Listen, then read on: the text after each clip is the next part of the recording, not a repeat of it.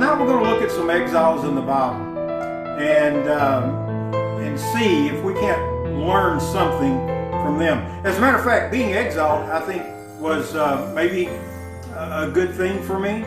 I don't want to brag, but the other day I have this huge box of stuff that's supposed to go in my office that had been in the garage since we moved into this house in June. It's still sitting there. And then the other day somebody needed access to something and the box was blocking it. So it was a very heavy box, and while I had it in my hands, I thought, well, I may as well take it to the office and force myself to unpack it. And so I did.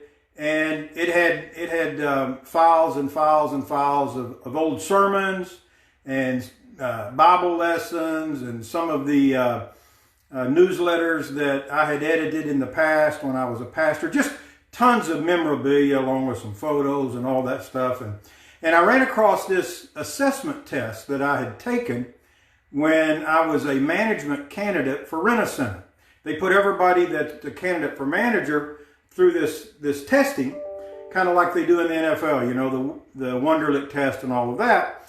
And so I was really elated when I got the test results back and it said I was in the 99th percentile in intelligence. I was elated, and I was a little bit worried about the general population. You know, I kind of lost respect for mankind because I know me, so that was kind of scary. But then I read down a little further, and it was talking about different components of your personality. And when it came to that desire for social interaction or social activity, I scored in the bottom 10%. And I thought, I wanted to remind them, man, I spent 20 years in the ministry. How is this so? So maybe I was born for this. Maybe I was born to be an exile. After years of distancing from the pulpit and pastoral ministry, COVID-19 has come along, and maybe God was saying, hey, you were born for such a time as this. You can share your heart with people who have nowhere better to go, nothing better to do, and you don't even have to shake their hands at the end of the service. So, you know, wonderful. A ministry for a miser. So I appreciate you guys being here. Some of you have been here all 7 weeks. Thank you for joining me on this new Gilligan's Island. Your interest and your support of this endeavor really have meant the world to me, and I'm thankful for that. But I want to pull 4 instances from Scripture of people being sent into exile, and I want to ask this question. If God is in control and in charge, and if He has a reason for everything He does or allows, then why were these people exiled? I think if we can answer that question for them, then maybe we can discover some answers for ourselves. And here's a thought. Even though we've all been impacted by the same thing, it's the pandemic that has sent all of us where we are right now, we may not have all been sent here for the same reason. You know, that's the wonderful thing about being omnipotent. If you're God, He's big enough to do one thing for many reasons, or many things for one reason. The first one up is a man named Moses. And you're well aware of his life, and I'm not going to spend a great deal of time rehearsing it. You know the story of Moses' birth. If you attended Sunday school as a 4-year-old or a 3-year-old, and they were putting flannel graph up on the board, they were telling you about how baby Moses was born during a time to enslaved Israelites who were multiplying too fast. And Pharaoh feared what that could mean to his ability to maintain control of this Jewish population. So he instructed the housewives to kill the male babies when they were born. If they were born male, they were to be killed and thrown into the river, into the Nile River, as a sacrifice to the river god. But that way he would control the population, and he would save the females, but he would kill the males. Well, Moses' mom didn't comply with that. She kept her baby hid for as long as she could, 3 months. And then she had a basket made and where it would float like a boat, right? And she had that basket taken to the edge of the Nile River in the reeds and placed there. And she knew that was a place where Pharaoh's daughter would go and do her daily bath and all of that. And so Moses' older sister was watching the whole scene unfold. Moses is discovered by Pharaoh's daughter, one of her servants.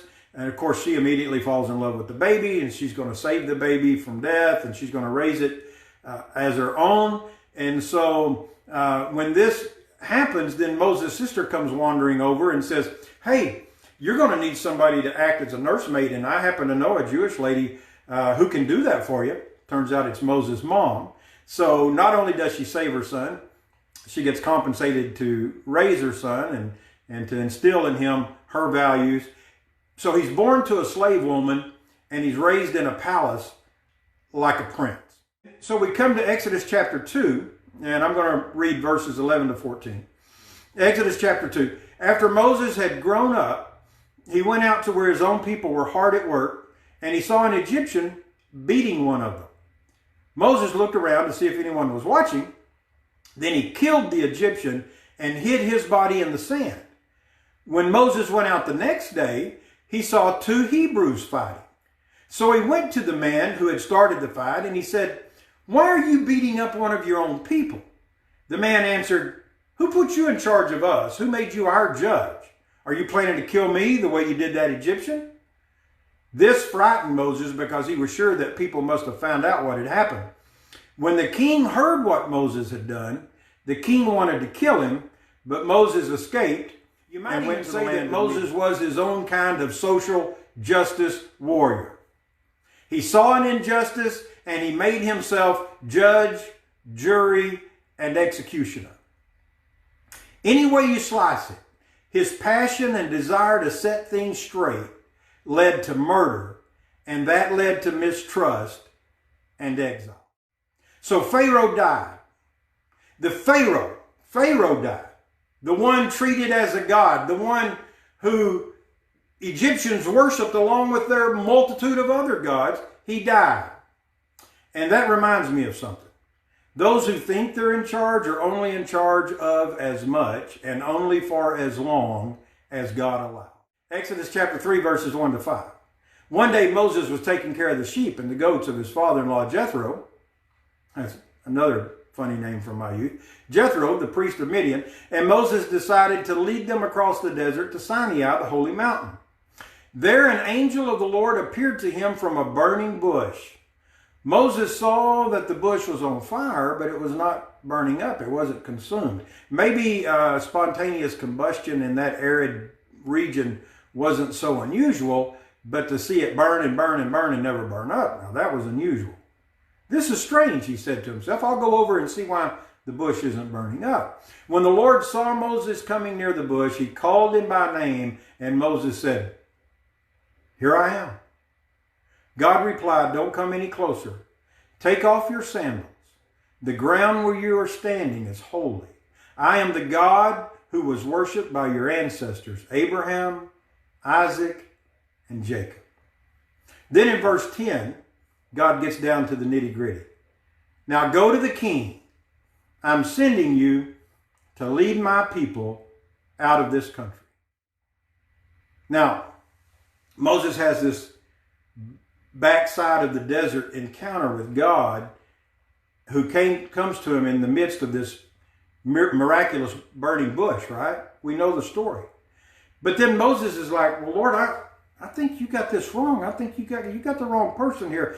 Number one, I'm a nobody. I'm just a shepherd. The king is not going to listen to me. And God showed him a couple of reasons why he would listen to him by performing some miracles. And then he said, well, but the Israelites, they won't listen to me either because they'll say you don't have any authority. He had already been down that road, right? When he tried to break up the fight between the two Israelites, and they were like, who are you? Why should we listen to you? What authority do you have? And that's where God said that famous line that we've repeated so many times in sermons and songs. He said, I am. You just tell them I am has sent you. I am that I am. I am, I was, I am, and I will be. It's the eternal I am. I'm not bound by time. I am the God of Abraham, Jacob, and Isaac.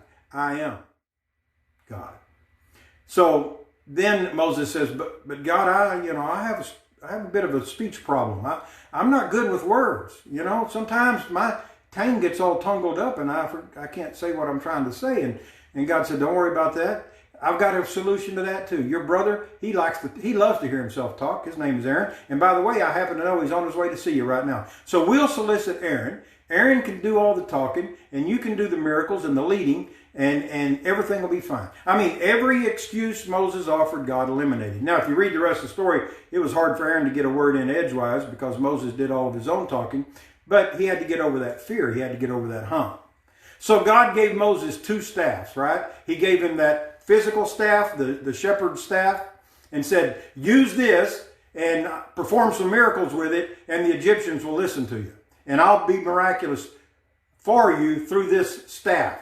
And then he gave him the kind of staff we have today, Aaron, and then later Miriam and others to assist him in his leadership role. So he got a staff and a staff. Moses was 40 years old when he was sent into exile. He was in exile for another 40 years. So by the time he has this encounter with God, he's 80 years old.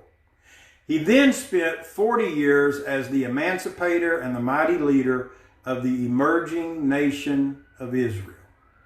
Someone said a long time ago, and I don't know to whom to give credit, but someone said a long time ago, and it's been repeated many times, Moses spent 40 years thinking he was somebody. 40 years learning he was nobody. And then 40 years seeing what God can do with anybody, even if they're nobody. So that's one reason people get sent into exile, to learn their purpose. And maybe that's your reason. Maybe that's why God has put you in a quiet place for a little while, so that he can reveal to you your true purpose, what your life is really all about, what you're really meant to be.